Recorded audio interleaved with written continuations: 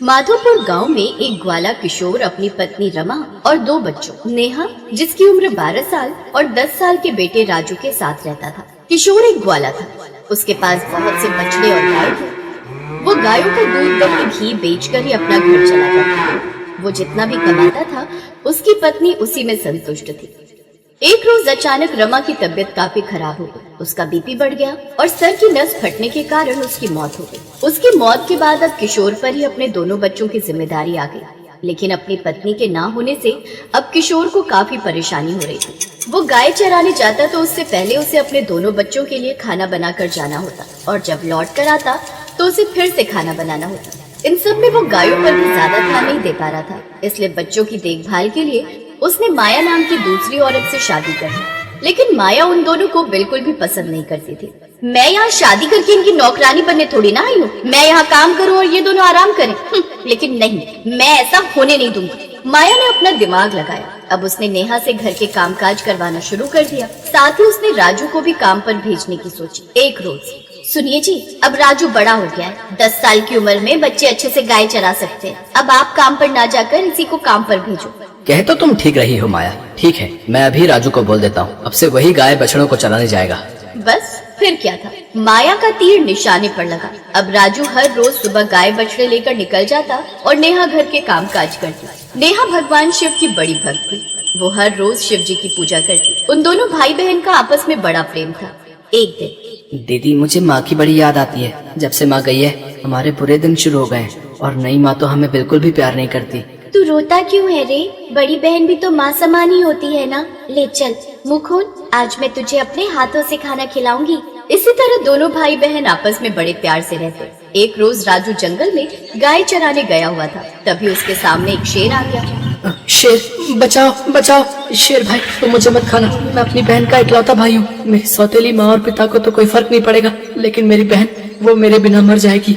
अगर तुम चाहते हो कि मैं तुम्हें ना खाऊं, तो तुम मुझे अपनी एक गाय, एक बछड़ा दे दो। मैं उससे ही अपनी भूख शांत कर लूंगा। लेकिन इसके लिए मुझे माँ बाबा की इजाजत लेनी होगी। ठीक है, तो मैं कल तुम्हारा यही इंतजार करूंगा। घर आकर राजू ने ये बात सबको बताई। उसकी बात सुनकर माया ने कहा, ना बाबा ना, बछड़े गाय बिल्कुल भी कम नहीं होने चाहिए। पता है ना वो हमारे लिए कितने कीमती हैं। तुम्हारे बिना तो हमारा काम चल जाएगा। और अगर शेर तुझे खा भी गया तो पुत्र का क्या है? वो तो और भी हो जाएंगे। ये सुनकर राजू बड़ा उदास हुआ। फिर नेहा ने उससे अकेले में कहा, नहीं भाई, तेरे बिना तो मैं जी भी नहीं सकती। अगर तुम्हें कुछ हो भी गया तो मैं जिंदा भी नहीं रहूंगी। तू शेर को बोलना कि वो बछड़ा खा ले। वैसे भी बापू ने कहा था ना कि पुत्र तो और भी हो जाएगा, ऐसे ही बछड़ा भी और हो जाएगा। अगले दिन राजू ने वैसा ही किया। वो जंगल में गया और एक बछड़े को शेर को दे दिया। लेकिन शाम को जब वो घर लौटा तो एक बछड़ा कम पाकर किशोर और माया ने उसकी खूब पिटाई की। उस शाम राजू खूब रोया। अपने भाई का ये हाल देखकर नेहा ने उसे अपनी माँ की अंगूठी दी और उससे कहा, इसे तू रख ले और तू यहाँ से भाग जाना राजू। अगर तू यहाँ रहा तो ये लोग तुझे मार डालेंगे। अगर तू जिंदा कहीं दूर भी रहेगा तो मुझे कम से कम ये उम्मीद तो रहेगी कि हम कभी न कभी तो मिल जाएंगे। ठीक है, मैं मौका मिलते ही यहाँ से भाग जाऊंगा और जब कुछ बड़ा बन जाऊंगा तो तुझे भी अपने साथ इस नर्क से ले जाऊंगा। दोनों भाई बहन ये बातें करके सो गए। लेकिन उनकी ये सारी बात माया ने सुन ली और उसने एक तरकीब लगाई और अपने पति से जाकर कहा, सुनिए, उठिए ना। क्या हुआ माया? मुझे मांस खाने की इच्छा हो रही है। हाँ तो अभी सो जाओ, कल बाजार से ले आऊंगा। नहीं, मुझे जानवर का नहीं इंसान का मांस खाना है, और वो भी उस राजू का। बोलो, कर सकते हो क्या तुम मेरे लिए ये काम? अगर तुमने ना कहा तो मैं हमेशा के लिए तुम्हें छोड़कर चली जाऊंगी। किशोर की समझ में कुछ नहीं आया और उसने राजू को चुपचाप गोद में उठाया और बाहर ले जाकर कुल्हाड़ी से उसके टुकड़े टुकड़े कर दिए। फिर अगले दिन माया ने उस मांस की सब्जी बनाई और सबको खाने को दी। पहले तो नेहा को शक हुआ क्योंकि आज से पहले उसने इस तरह का मांस नहीं देखा था। फिर उसकी नजर अपनी थाली में पड़ी उस उंगली पर गई जिसमें राजू ने उसकी दी हुई अंगूठी पहनी थी। उस रोज उसे राजू सुबह से घर में दिखाई भी नहीं दिया, इसलिए उसे समझते देर नहीं लगी कि ये उसके भाई का ही मांस है। उसने चुपके से वो उंगली उठाई और तबीयत खराब होने का बहाना बनाकर कमरे में चली गई और खूब रोने लगी। इन निर्दयियों ने मेरे भाई को मार डाला। मेरे भाई की तो मुक्ति भी नहीं होगी क्योंकि ये लोग उसे खा गए। लेकिन ये उंगली, इस उंगली को नदी में बहाकर मैं उसे मुक्ति दिलवाऊंगी। नेहा घर से चली गई और एक नदी के पास पहुंचकर रोते हुए वो उंगली उसमें डाल दी। भाई, तेरे और माँ के बिना जीकर मैं भी क्या ही करूंगी, इसलिए मैं भी इस नदी में कूदकर अपनी जान दे दूंगी। वो नदी में कूदने ही वाली थी कि तभी उसने देखा उसके भाई की उंगली एक तोते का रूप लेकर उसके पास आया। बहन, आज तेरे कारण मुझे मुक्ति मिल गई और अब मैं एक तोता बन गया, लेकिन तुम चिंता मत करो, मैं हमेशा तुम्हारा साथ दूंगा। भाई, मेरा राजू। नेहा बहुत खुश हुई और खुशी खुशी घर लौट आई। अब वो हर रोज जल्दी से काम निपटा कर बाग में उस तोते से मिलने जाती और दोनों घंटों बातें किया करते। ऐसे ही सावन का महीना शुरू हो गया। नेहा सावन के महीने में पूजा पाठ करती, व्रत करती और शिव जी की खूब भक्ति किया करती। कुछ दिनों बाद रक्षाबंधन का त्योहार आने वाला था। अब उस तोते को अपनी बहन की चिंता सताने लगी।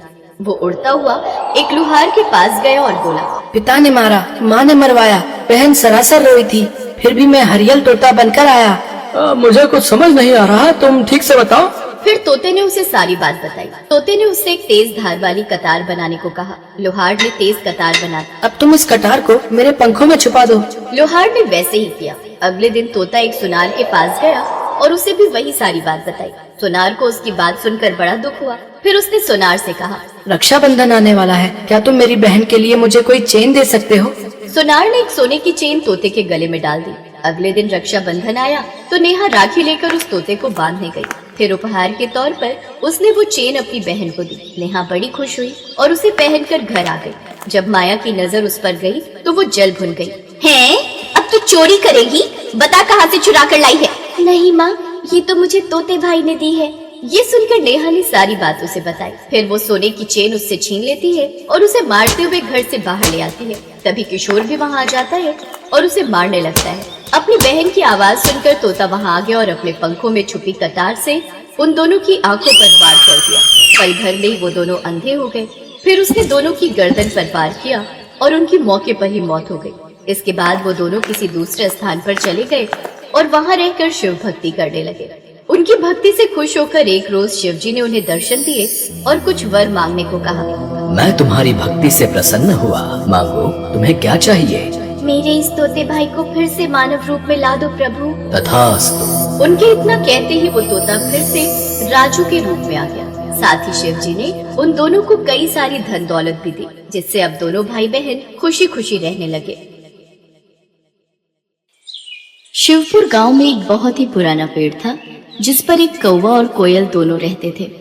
एक बार दूसरे गांव से आए दो युवक उस पेड़ के नीचे आकर बैठ गए। कोयल अपनी मधुर आवाज में गाने लगी। वाह, कितनी मधुर आवाज है इस कोयल की। इसके गाने में तो मानो हमारी सारी थकान पल भर में ही गायब कर दी। कितना आनंद आ रहा है इसका गीत सुनकर। ऐसा लग रहा है ये सारा दिन ऐसे ही गाती रहे और हम इसके मधुर गीतों में खोए रहे। कुछ देर गाने के बाद कोयल चुप हो जाती है। तभी कौवा काय काय करना शुरू कर देता है। इस कौवे ने तो सारा मजा ही किरकिरा कर दिया। कौवे की कर्कश आवाज सुनकर उन दोनों राहगीरों ने पेड़ पर पत्थर मारना शुरू कर दिया। कौवा डर कर वहाँ से भाग गया। कुछ देर बाद जब वो दोनों वहाँ से चले गए, तब कौवा आकर उस पेड़ पर वापस बैठ गया। कौवा रोते हुए कोयल से कहने लगा, भगवान ने मेरे साथ बड़ा ही अन्याय किया है। ऐसा क्यों कहते हो? तुम्हारे साथ कौन सा अन्याय हुआ है? देखो ना बहन, एक तो भगवान ने मुझे इतना काला रंग दे दिया और ऊपर से आवाज भी कर्कश वाली दे दी। जहाँ भी बैठकर कुछ बोलना चाहूँ तो लोग आवाज सुनकर पत्थर मारने लगते हैं। और एक तुम हो, भले ही तुम्हारा रंग काला हो, लेकिन बोली इतनी मीठी है कि तुम्हें सभी सुनना चाहते हैं। तुम्हें कोई नहीं भगाता। यही तो विधाता का खेल है मेरे भाई। वो जिसे जैसा बनाता है उसे वैसे ही स्वीकार करना पड़ता है। तुम मुझे कोई ऐसा उपाय बताओ जिससे कि मेरी भी तुम्हारी तरह मधुर आवाज हो जाए। ये तो कोई नहीं कर सकता कि तुम्हें कोयल बना दे, सिवाय उस शिवजी भगवान के।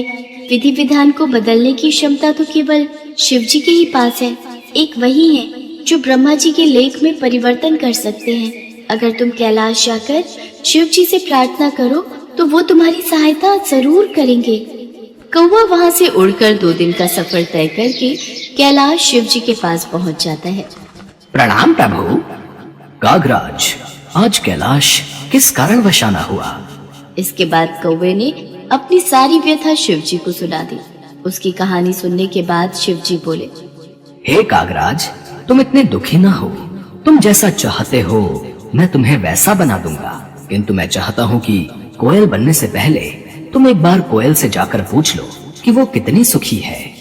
शिव जी की बात सुनकर कौवा कोयल के पास जा पहुंचा और उसको अपनी और शिव जी के बीच हुई सारी बात बता दी। फिर कोयल उससे कहने लगी, भैया, मेरी आवाज भले ही मीठी है पर रंग काला है। अंधेरे में मैं दिखाई नहीं देती। मुझसे अच्छी जिंदगी तो हंस की है, जो कितना सफेद है। सभी देखना चाहते हैं उसे। सारा दिन सरोवर में रहता है, कितना सुंदर लगता है। हर कोई उसे देखना चाहता है। कोयल की बातें सुनकर कौवे का मन बदल गया और वो फिर शिव जी के पास पहुंचा। प्रभु, अब मुझे कोयल नहीं बनना। वो तो अपनी जिंदगी से खुश नहीं है, किंतु हंस जरूर अपनी जिंदगी से खुश होगा। ठीक है, मैं तुम्हें जरूर हंस बना दूंगा, पर एक बार जाकर तुम हंस से पूछ कर आओ कि वो कहीं अपनी जिंदगी से दुखी तो नहीं है। कौवा एक बार फिर उड़कर हंस के पास पहुंचा। भाई, मैं तुमसे कुछ पूछना चाहता हूँ। पूछो भाई, क्या पूछना चाहते हो? तुम तो अपनी जिंदगी में बहुत खुश होगे ना? नहीं भाई, मुझे हमेशा डर लगा रहता है कि कहीं कोई मेरा शिकार न कर ले। लेकिन तुम्हारा शिकार कौन करेगा? आजकल हर कोई पानी में रहने वाले पशु पक्षियों को मारकर खा लेते हैं। मुझे तो हर समय यही डर लगा रहता है कि कहीं कोई मुझे मार न दे। यही मेरी जिंदगी है। सच कहूँ तो जिंदगी तो तोते की अच्छी होती है, हरा हरा रंग और लाल लाल चोंच। हंस की बात सुनकर कौवा तोता बनने की ख्वाहिश पाल लेता है और वो शिव जी के पास जाकर कहता है, प्रभु, मुझे तोता बना दीजिए। कागराज, तुम एक बार तोते से जाकर पूछो कि कहीं उसको भी अपनी जिंदगी से कोई शिकायत तो नहीं है। उसके बाद कौवा तोते के पास चला जाता है और उससे पूछता है, दोस्त, तुम तो अपनी जिंदगी में बहुत खुश हो गए। तुम्हें कोई शिकायत नहीं होगी। तुम अपनी इस चोंच से स्वादिष्ट खाना खाते हो। हरा हरा सा खूबसूरत रंग है तुम्हारा। लाल लाल सुंदर सुंदर चोंच है तुम्हारी। देखने में कितने सुंदर हो। सब लोग तुम्हें मिट्ठू कहकर बुलाते हैं। दोस्त, मेरी सुंदरता ही तो मेरी जान का कारण है। मुझे हमेशा डर सताता रहता है कि कहीं कोई मुझे पकड़कर पिंजरे में ना बंद कर दे, मेरी आजादी ना छीन ले। असली सुंदरता तो मोर के पास है। सुंदर सुंदर पंख, और जब वो नृत्य करता है तो कितना सुंदर लगता है। तोते की बात सुनने के बाद कौवा शिव जी के पास गया और बोला, प्रभु, ना ही मुझे हंस बनना है और ना ही तोता। कृपा करके मुझे मोर बना दीजिए। मोर तो अपनी जिंदगी से बहुत खुश होगा। कागराज, तुम एक बार मोर से भी पूछ लो, उसे कहीं अपनी जिंदगी से कोई शिकायत तो नहीं है। कौवा मोर को ढूंढने गया, लेकिन वो उसे कहीं दिखाई नहीं दिया। फिर वो उसे चिड़ियाघर में मिलता है। भाई, तुम दिखने में कितने सुंदर हो। जब तुम नाचते हो तो तुम्हारी खूबसूरती में 4 चांद लग जाते हैं। लोग तो तुम्हारे साथ फोटो खींचने में कितने खुश रहते हैं। और एक मैं काला कलूटा, अगर मैं किसी की छत पर भी बैठ जाऊं तो वो मुझे वहां से भगा देते हैं।